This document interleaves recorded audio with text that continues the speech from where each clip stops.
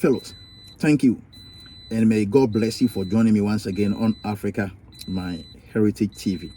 This, as usual, is your boy and your host, Kwame, the African Child. Please, if this is your first time on this platform, don't forget to subscribe to become partner to Africa, my Heritage TV. And please, after subscribing, kindly also hit on the notification bell icon to enable you to receive alert on all new videos that we are going to upload on this wonderful platform. And please, like this video if the content is okay for you, if the content is pleasing you, and if the content is educating you. Doing so triggers the YouTube algorithm in promoting this particular video further to enable larger audience to also have access to it and watch. Please, under this same video, you are going to see a comment button. Please use the comment button to bring forth your comments, your suggestions and opinions to me to enable me to improve on the content delivery for you on this platform. Having access to your opinions and suggestions, knowing your mind with respect to all this video would enable me to assess myself as to whether I'm doing a good job or bad job. Mind you, I wouldn't want to waste your data. I wouldn't want to waste your precious time on my videos if you think the video is not worth it. I want to prevent an awful experience and an awful instances whereby you always feels like very bored anytime that you are watching my video because you think the video is uninspiring, the video is unmotivating, and the video is not giving you any entertainment. So I want to know the mind of my viewers. I want to know the opinions of my viewers, my cherished subscribers, so that I can always stay up to date with respect to all the videos that they would want me to upload. Thank you, and may God bless you that you are going to do that. And please don't forget to also recommend Africa, my Heritage TV to all your friends and family. Thank you, and may God bless you that you are going to do that. So now let's proceed to the final part. Yes, so overall I can say even though my wife, even though we went to the hospital 3 weeks earlier before the scheduled date for the final delivery of my baby, I think we stayed in the hospital for only 3 days. We stayed in the hospital for only 3 days. In all these 3 days that we stayed at the hospital, we were fed in the morning, we were fed in the afternoon, we were fed in the evening. So it was 3 times a day. I'm talking about the breakfast, lunch, and the dinner or supper. 3 times a day for free, absolutely for free. And with all this meal, after taking the meal, there's also a snacks that will be presented to you to also make options, choose from, so that you can feel comfortable and you can feel happy at the hospital. Our sleeping was good. Our overall experience, our interaction with the nurses on duty, the midwives on duties, the doctors that will be coming around, the gynecologists that will be coming to assess my wife every morning and before she goes to bed or she retires to bed. Everything was excellent. Everything was perfect. Everything was heavenly. If I say heavenly, I mean you should expect to receive such a reception from heaven. Sometimes you don't expect it from earth here, because mind you, if you're living in Africa, if you're living in my own country, Ghana, that I love, you will be dreaming of services like this in heaven, because we think it is only heaven that people are going to respect you like this. It is only heaven that people are going to honor you. It is only heaven that people are going to dignify you. It is only heaven that people are going to serve you because you deserve that service.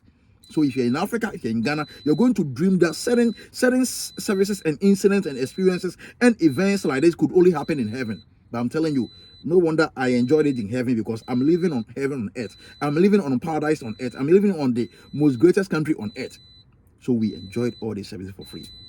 So the day that came for my wife to deliver, see, and with all these 3 days that we spent at the hospital, if we wake up in the morning after my wife has eaten, I've also eaten, we have to do a lot of exercises, and they give us a lot of ways to do the exercises. Sometimes I have to be walking with my wife. Sometimes I have to be rubbing my hands on her stomach to make sure that like she will feel the edge and be making her head big, making her feel more love, so that she can forget about the pains that she will be going through as she groans and as she struggles to finally push forth the baby to enable the baby arrive. So they have to teach me how to do all this, and so I was like doing it very perfectly, because it was my first time I was going to have a baby. So I couldn't wait. Anything that they teach me, I will just be the best in doing it. Because I just want to do everything in the right way, do everything systematically according to the way they have taught me to do it, so that it can pave way for me to embrace my son finally in my hands, because that is the experience that I'm waiting for. So we're able to go through all this experience. Like I said, her nurse on duty will always be coming around, the midwife on duty will always be coming around, the gynecologist on duty will always be coming around, the people that will come and screen him, that will come and just take her here we call it Oh, I've forgotten about the technical name. We have a technical name for it. Yeah, there's a name that we give it to it. Yeah, if I remember, I'm gonna just give it to you. So they will always come in the morning to make sure they take my wife through all these processes. You see, so it is also important.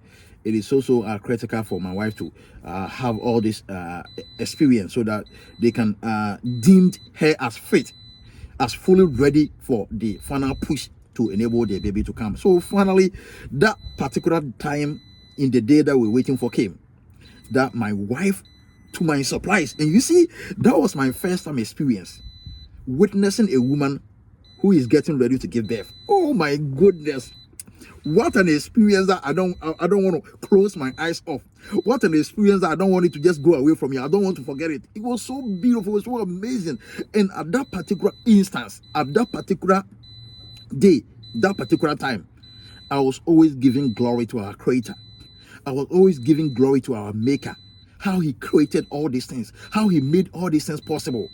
A man would just release a sperm into a woman's womb, ovaries, and the woman's womb is, the ovaries are going to receive these sperms, and these sperms are going to like have time to travel within the womb for almost a period of 9 months, form a fetus. The fetus transforms to become a baby, and finally this baby wants to come out to become like a human and live with us on this earth. All these experiences and how the baby travel from the womb through the my goodness, through the abdomen and through all these medical terms and all these systems within the woman's womb to finally come out. And as the baby was coming out, he came out with a head, and as the head was coming out, I was watching everything. You know, it wasn't possible for me to video. It wasn't possible for me to video. I was watching everything when my son was coming out from my wife's vagina. You know, this thing are normal here. It's in Africa that yes, I was watching everything. I was the husband, I was standing there. Back in Africa, back in Ghana, you mostly don't have this experience unless the rich and the politicians and the people with power and influence, they would have the chance to stay with their wife when they're giving birth. But in Africa, most ordinary people, even the place for your wife to sleep is not there. You are thinking about a place that you can stand to watch your wife deliver. You know, you wouldn't have it. But I had it. I was standing there. I was standing with the 4 midwives that were surrounding my wife. 4 midwives were surrounding my wife. A gynecologist was also there.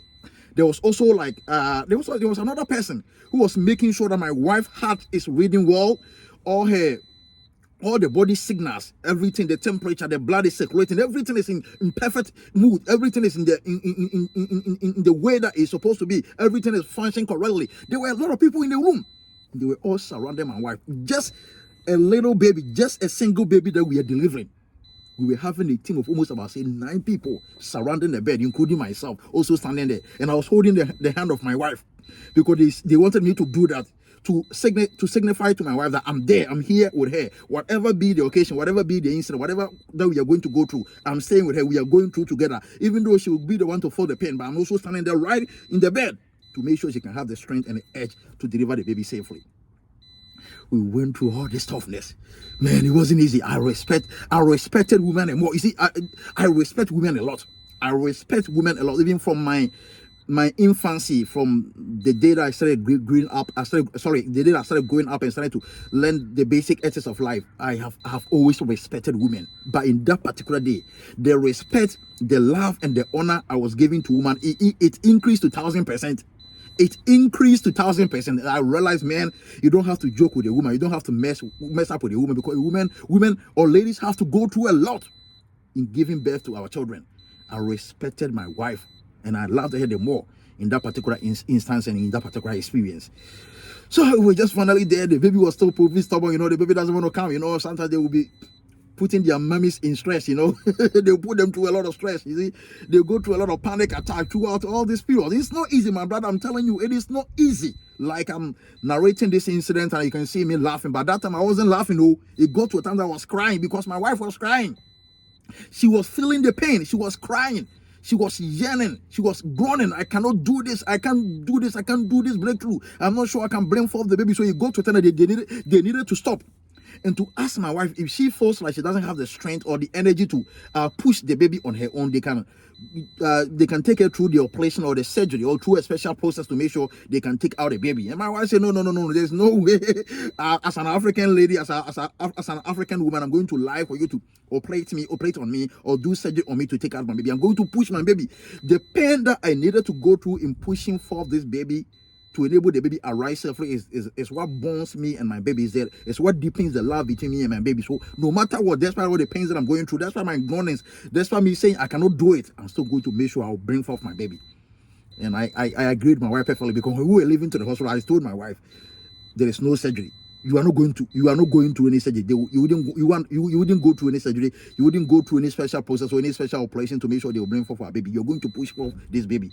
We don't want anything to be touching this baby. Bring forth your baby. The baby needs to come through you, through the normal route. That was the agreement we had home before we left the hospital. So finally, I was with my wife, and glory be to our Creator. Glory be to the Almighty who created everything, who knew all these things the more. Finally, the baby came out successfully. The baby came out peacefully. The baby came out with love, and the ecstasy, the love, the nostalgic moments that I was going through within that particular moment that I saw my baby coming out. It was nothing inside this world. It was out of this world. It was as if I was in a different planet. My first time witnessing a baby coming out of the mother's vagina. How Jesus, God, Creator, is wonderful. Creator is good. Creator is amazing. How the women's vagina expands naturally to pave way to enable the baby to come out. And once the baby comes out, it closes on its own. And because she'll be going through a little injuries after the baby has come out, they have to do a little workout in the vagina to make sure they will close some hole. Man, it's a whole lot. It is a whole lot, I'm telling you. It is a whole lot. You see, I'm a healthcare worker, so that's the reason why I'm technically mentioning all this, because like I do see these things a lot. I'm a health worker. You see, I'm in the health sector, so it was a whole lot. So finally, the baby came. The umbilical cord. The umbilical cord was still connecting the baby and the mother. You see, when the baby comes out, you can see the umbilical cord in the how do we even call it, in the stomach of the baby. The umbilical cord from the stomach connects to the mother, and the umbilical cord was there, and we needed to disconnect the umbilical cord. And as the law in the state of Washington, or in the state of the whole United States requires, most is the fathers that get this thing done. So if the father doesn't have the courage and the vigor or the vitality or the boldness to disconnect the umbilical cord, then they ask someone that they call doula. So doula is people that have also been trained. They are like specialists that also assist pregnant women to go through the period of 9 months, and also assist them in their day of delivery. So they are called doula. So if you think you are the father and you cannot do this, so you cannot just disconnect the umbilical cord from the baby's tummy to that of the mother, then the doula can do it. And I said, no, there's no doula. I'm going to do it myself. I want to also be connected to my baby. I want to feel the baby's love. So finally, I was able to disconnect the umbilical cord. They washed the baby and they gave the baby to the mommy. She also held the baby to her chest, and she was like feeling the baby and nostalgically recalling the pains that she has gone through in bringing forth the baby. After she hold on to her baby, all the pain vanished. This experience is interesting. The moment she was holding on to the baby, the pain vanished. Automatically, they all vanished. You see, it's also interesting. And I was like looking at all this experience, and even after delivering the baby, these people still wanted us to stay for them all. I wouldn't want to prolong this video. I'll bring you the final part of this video. Thank you, and may God bless you. Please don't forget to subscribe to become part of Africa My Heritage TV. And please, after subscribing, kindly also hit on the notification icon to enable you to receive our latest on all the videos. Thank you, and may God bless you.